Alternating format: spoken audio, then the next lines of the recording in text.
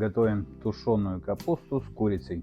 Нам понадобится капуста, курица, помидор, морковь, сладкие перцы, репчатый лук, зелень, у меня укроп, кинза, зеленый лук, чеснок.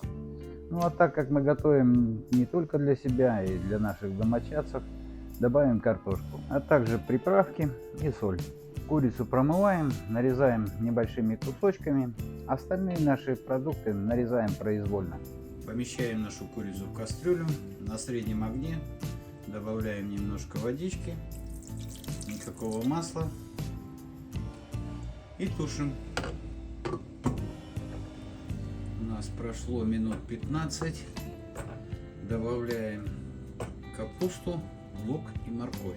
Добавляем немножко водички, все перемешиваем и оставляем тушиться еще минут на 15.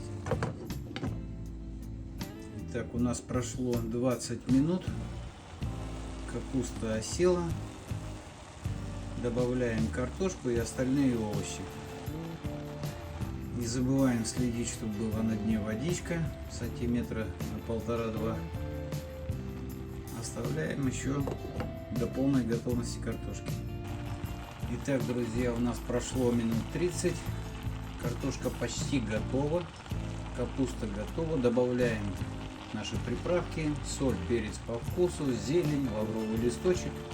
Накрываем и еще даем минут 10 потушиться. Итак, друзья, прошло минут 5. Картошка наша готова. Открываем крышку и даем еще минут 10 с открытой крышкой, чтобы лишняя вода испарилась. И все, будет готово.